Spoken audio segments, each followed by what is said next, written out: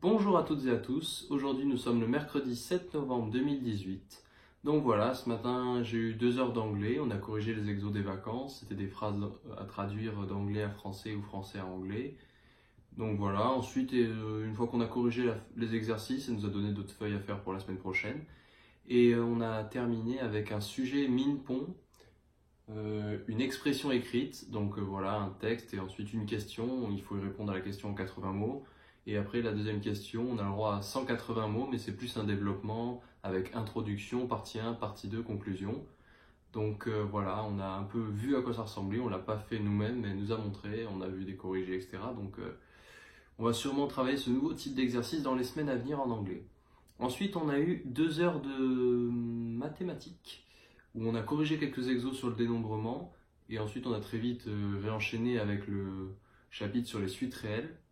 Donc on a vu par exemple que quelques propriétés comme Q, je regarde en bas parce que j'ai aussi les notes, vu qu'on a vu le cours aujourd'hui, je ne connais pas encore tout bien, je vais les travailler ce soir, que Q et R sur Q sont denses dans R par exemple.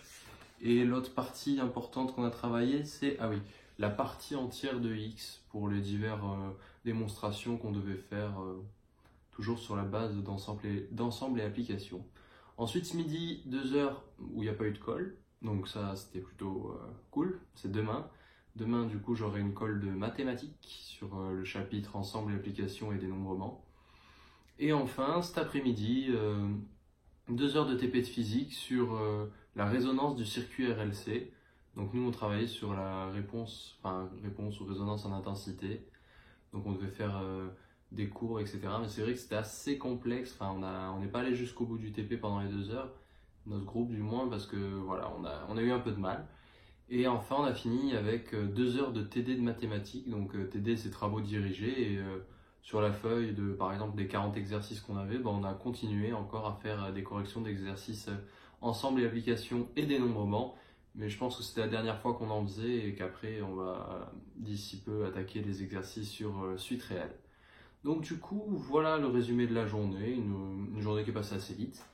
Donc pour la question du jour, elle est de The Goat Goat et elle est par rapport à la moyenne, il demandait quelle moyenne j'avais en terminale. Donc du coup en terminale, j'étais en terminale première SSI et j'avais 13,5 de moyenne. Et juste pour donner un parallèle, parce que nous, je sais que par exemple les moyennes de terminale SSVT, il y en avait, les premiers de la classe, ils montaient à 18. Le premier 18, deuxième 17,9, après ils étaient forts et tout, mais voilà.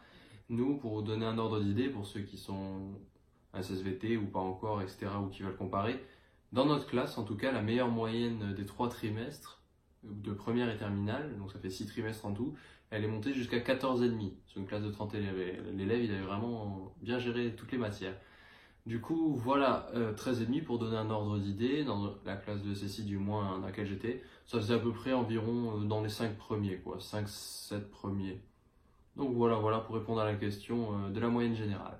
Du coup, voilà, je vais vous laisser, je vais aller réviser mon contrôle de physique de vendredi, et un peu aussi quand même ma colle de mathématiques de demain, pour espérer que ça se passe bien. Du coup, voilà, passez tous une bonne soirée. Si vous avez des questions, du coup, n'hésitez pas à les poser, j'y répondrai avec plaisir, que ce soit sur la prépa ou autre chose en rapport avec la prépa, ou que ce soit par rapport à Parcoursup.